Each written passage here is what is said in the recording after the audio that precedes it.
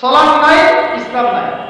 সালাত নাই, সে ব্যক্তি মুসলিম না। সোজা কথা শোনেন, সালাত অস্বীকার করে সে ব্যক্তি মুসলিম না। নবীজি বলেছেন, মান তারাকা সালাতান মুতাআম্মিদান ফাকাদ কাফারা। কেউ যদি ইচ্ছা করে সালাতকে অস্বীকার করে, ছেড়ে দেয়, সে ব্যক্তি কি হয়? কাফারা, কুফরি করে।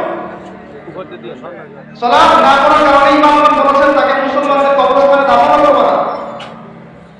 কোন কোন ইমাম বলেছেন তাকে জানাজা দিবে না। কোন কোন ইমাম বলেছেন তাকে জেলখানায় বন্দী করে রাখা। কোন কোন ইমাম বলেছেন তাকে মৃত্যুদণ্ডের শাস্তি দিবে। আমি এমনি বলতেছি না, ইমামদের দলগুলো করে থাকেন। নামাজ না পড়া যেমন তেমন পাপ না তো, ইচ্ছা হলে পড়তাম, ইচ্ছা হলে পড়তাম না, এমন না। যারা নামাজি তারাও যদি নামাজ সচেতন না হয়, তাদের জন্যও শাস্তি আছে। নাউযুবিল্লাহ। ফাওয়াইলুল লিল মুসাল্লিন আল্লাযীনা হুম আন সালাতিহিম সাহুন আল্লাযীনা হুম ইউরাউনা ওয়া ইয়ামনাউনা মাউন।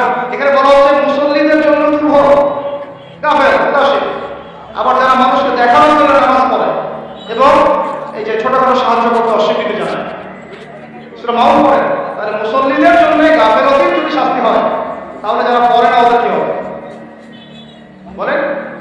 ওই যে ওই সূরাটা নাম মুজাম্মিল না মুদাথ্থির হাফেজুল কোরআন কি আছে? মা সালাকাকুম ফি সাকার, মা সালাকাকুম ফি সাকার। জাহান্নামে যখন ঢুকানো হবে, এই ফেরেশতারা জিজ্ঞাসা করবে, কিসে তোমাদেরকে জাহান্নামে নিয়ে আসলো? কি পাপ করছিলেন? তারা বলবে, তখন তারা বলবে, তারা বলবে জাহান্নামে, তারা বলবে লাম নাকু মিনাল মুসাল্লিন। কি বলবে তারা? লাম নাকু মিনাল মুসাল্লিন, আমরা মুসল্লি ছিলাম না, আমরা নামাজ পড়তাম না। তাহলে বেনামাজির পরিণতি কি? জাহান্নাম। ওয়ালাম নাকু নুতঈমুল মিসকিন, আর আমরা মিসকিনদেরকে খাবার দিতাম না। সুবহানাল্লাহ। আল্লাহ পাক আমাদেরকে সালাত আদায় করার তৌফিক দান করেন।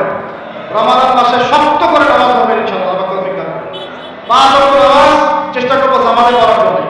যদি জামাত ছুটেও যায়, তাও পরে জামাত করে নেবেন। সেটাও না করেন, অ্যাট লিস্ট বাসায় করবেন। রাজি আছেন? এই যুবকরা কি হলো? বসো বসো, অল্প সময় বসে। আরে আপনারা যে আমার কথা বেশি, আমি 4 ঘন্টা সফর করে আসছি, আবার 4 ঘন্টা সফর করতে হবে আমাকে। আপনারা তো এখান থেকে বাসায় চলে যাবেন, এত ব্যস্ত কেন? বসেন।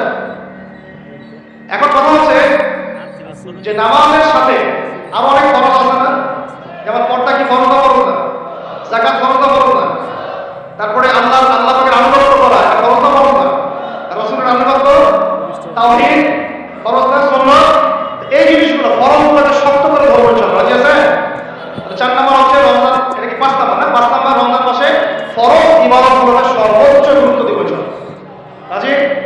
6 নাম্বার হচ্ছে এটা কত? 6 বলছি 5।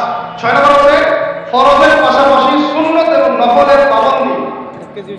ফরজের পাশাপাশি সুন্নত এবং নফলের পাবন্দি মানে দেখেন, ফরজ নামাজের আগে পিছনে অনেক নামাজ আছে না সুন্নত? দৈনিক 12 রাকাত সুন্নত যে ব্যক্তি পড়বে তার জন্য জান্নাতে ঘর নির্মাণ করা হবে। কোন 12 রাকাত?